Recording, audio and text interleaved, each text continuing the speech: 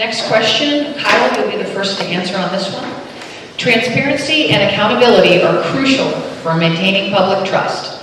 How have you or how do you plan to ensure that your department remains transparent in its actions and accountable for its decisions? Okay, well, once again, accountability. We keep coming back to accountability. As I said earlier, I'm going to hold myself accountable to the citizens of Alleghany County that elected me. And those that didn't vote for me, that's fine. I'm going to hold the officers accountable. Could you repeat that? Absolutely. How have you or how do you plan to ensure that your department remains transparent in its actions and accountable for its decisions? Okay, I know where I was going there. Okay, I do plan to do a monthly Facebook Live with the sheriff so that every citizen out there can tune in and listen to what is going on and what's happening with the sheriff's office. I'm not going to release any personnel information or nothing like that, and no, I will not entertain those kinds of questions. But we have to be transparent in letting the citizens know what's going on. And accountability. I will have an open door policy with all citizens. If you have a question and you come to the sheriff's office and you would like to speak to the sheriff or someone in the staff, all you have to do is knock on the door and you will be given that time. I will return phone calls. If you leave a message for me to contact you or a member of my staff, we will call you and we will return those messages. And as far as that, I don't know how you could be any more transparent. I was taught to be transparent with the state police, and that's how I will continue to be. Thank you. Brad, how have you or how do you plan to ensure that your department remains transparent in its actions and accountable for its decisions? Again, circling back to what I was talking about before in regards to being accountable, on day one I plan on setting up a board of review. A board of review is going to be public information about events, complaints, and issues that are going on. A board of review will be utilized in any single person that is hired. A board of review will be utilized in any single person that is terminated. There will be multiple individuals throughout the community, business leaders, business owners, members of members of the government, and members of law enforcement that will sit in a board of review to hold us accountable. Again, you can have individuals sitting up there saying that they're going to hold themselves accountable. I can sit here and say that I'm going to cure cancer tomorrow. Doesn't mean that it's actually going to happen. You want to talk about actually making a plan that has motion and the effect of actually having something done. In order to hold accountable, you make a board of review, make it public, make it so people know what's going on. The only way to hold that sheriff accountable is actually being able to put him in a position where there's actually, it's public, a paper trail is created, and he's going to have to answer those questions. There's individuals, the question passed, as in the past, an individual that I went on calls as a deputy, went to his house over a half a dozen times, but he gets hired as a sheriff's deputy, which shortly later got fired because he was selling narcotics to our community. You would think that a board of review might have actually looked at that and said, hey, this guy's had law enforcement show up to his house numerous times over many issues. Maybe that's not a guy that we actually want to give a gun and badge to. But apparently our current sheriff doesn't find that to be an issue. Thank you. Kevin, how have you or how do you plan to ensure that your department remains transparent in its actions and accountable for its decisions? We give people the information that we can give to them whenever it's requested, whether it be by a FOIA request or media, the journal, our local newspaper, the Virginia Review, the Reporter in Bath County, or any other media relations. We have a page that we put information out there on to keep up with the citizens. We also are able with the county to do a reverse 911 to call specific areas. If there's an issue going on, say in Hot Spring area, a certain area, and we can have them reverse call them and tell them what's going on. As far as the accountability, I hold myself to a high standard. I have 37 and a half years of unblemished record. I'm not perfect, but I've never been charged with any type of crime or any issue, any misdemeanor or anything. I never want to bring a cloud over this badge. and I expect the same out of others. Unfortunately, there's some people that get into things after they get hired, and, you have to take action against them. And there's no way that I believe that you can ever predict how an officer's going to turn out. I'm sure when the Covington Police Department hired me at 21 years old, they didn't know what kind of officer Kevin Hall was going to be one day. They had no idea, but they knew my background was good, and how I was open up and honest, and things like that. So, we'll give out the information that we need to give out. We'll be transparent. We have open door policy currently as we speak. Anytime anybody comes or calls, we return the call. And put out the information that we're allowed to by law. There's some issues that get brought out that's personnel matters that if I wanted to, I couldn't even talk about them. But some people, don't understand that. Thank you. Time for one or two more? Okay. Moving on. Brad, you're going to answer this one first.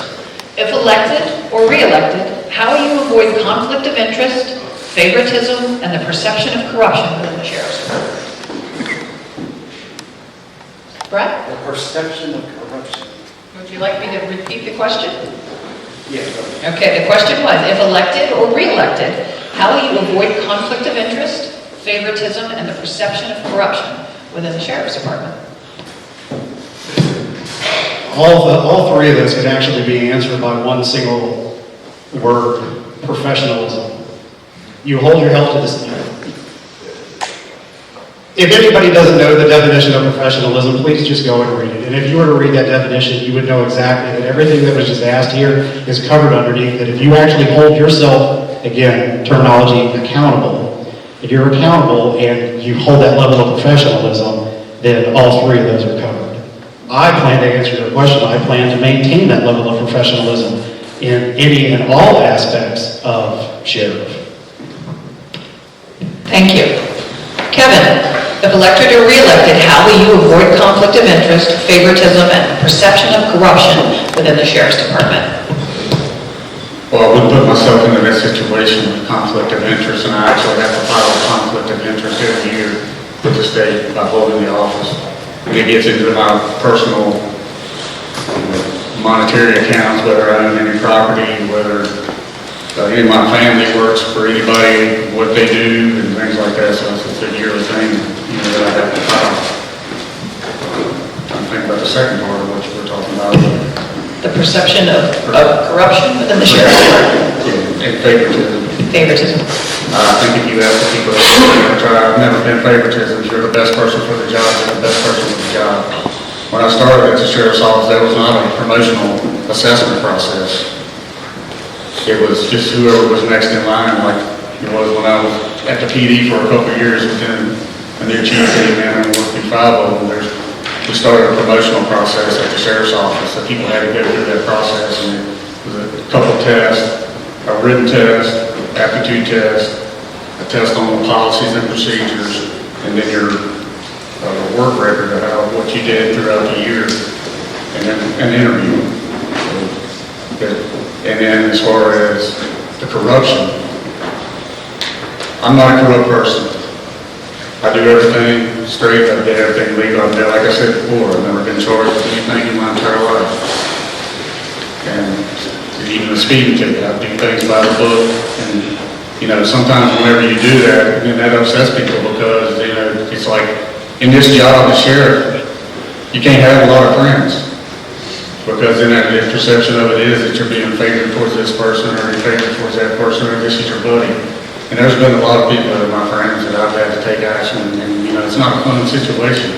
People that I know and love and how it affects them. So I wouldn't put myself in any of that, and if there is anybody that is doing anything wrong, then we just have to take action and not have that. Thank you very much. Kyle, if elected, how will you avoid conflict of interest, favoritism, and the perception of corruption within the Sheriff's Department? Well, the conflict of interest, you have to be very careful. The Sheriff's Office does have some married couples working together. They're never on the same shift. You have to be very vigilant in making sure that they're not together so that a situation could present itself. If one were assaulted and the other were there, you would not want someone's personal feelings to take over. conflict of interest. Also, you just have to be very careful, and I'm not going to let that happen. As far as the, what was the second part, I'm sorry? Favoritism?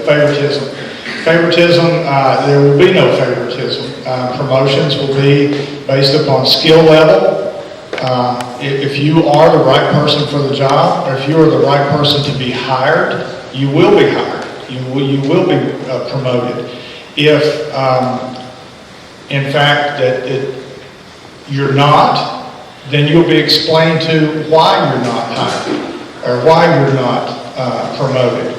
And is the third part of that question? Perception of corruption within the department. Okay, well, perception of corruption, I mean, people are always going to think that the police are corrupt. And I'll be the first one to tell you that 99% of all law enforcement officers are not bad people. They come to work for a meager salary. They want to do good in their community. They want to get rid of the bad people, and they want their children or their families raised in a good, healthy atmosphere. And most of them are good, godly people. Most police officers that I know go to church, take their families with them, take their kids to vacation Bible school. They want that type of neighborhood and a community to raise their family in. Thank you. That concludes the question section from the moderator over here. What we're going to ask each of you to do, beginning with Brad and then going down the line, is if you could just sum up with a 1-minute summary of yourself as a candidate to show our audience what you're all about. 1 minute.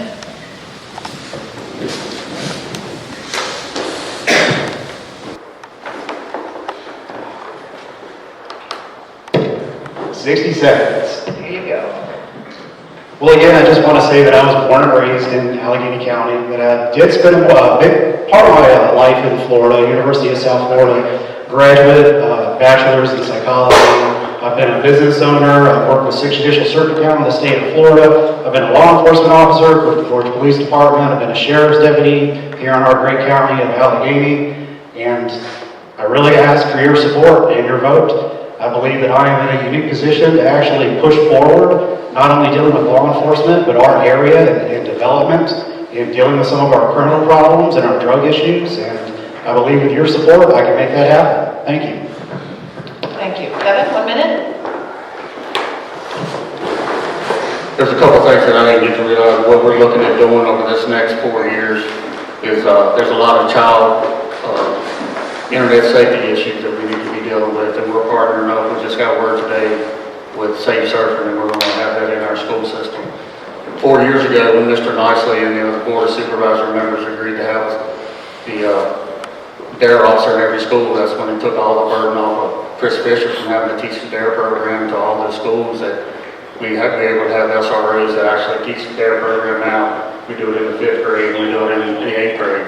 So that's what we also have an investigator now that's working with ICAP, with Internet Crimes Against Children, going after online predators. I think you've all seen there's been about 30 arrests since February since he's had that training. And that's what our motivation, and that's one of the biggest issues that we're going to be dealing with, trying to keep these child online predators from coming here to this county and educating our young people in the school system about internet safety. I appreciate your vote. Thank you. Kyle, 1 minute. Well, I just want to say thank you for the opportunity. It's been a long 9 months, 9.5 months. I learned a lot over the last 9 months. I'm not one of these people that's going to come out here and badmouth and bash. I'm going to keep my head up, win or lose. I'm going to be proud of the campaign that I ran, and I'm going to be proud of the people that I dealt with and the people that I spoke to. My campaign has been about accountability, integrity, and availability, and it will continue to be about that. I will always hold myself accountable. When I was in the military, I was held accountable. When I became a supervisor in the military, I was held accountable. I held my soldiers accountable. When I became a supervisor in the state police, and when I was a trooper in the state police, I was held accountable. I believe I have a lot of integrity. I'm not perfect. By no means am I perfect. I've made mistakes. But I just want to say thank you. God bless every one of you. And November 7th, 2023, whoever you vote for, come out and vote. Thank It's you. your constitutional right. Thank you. A round of applause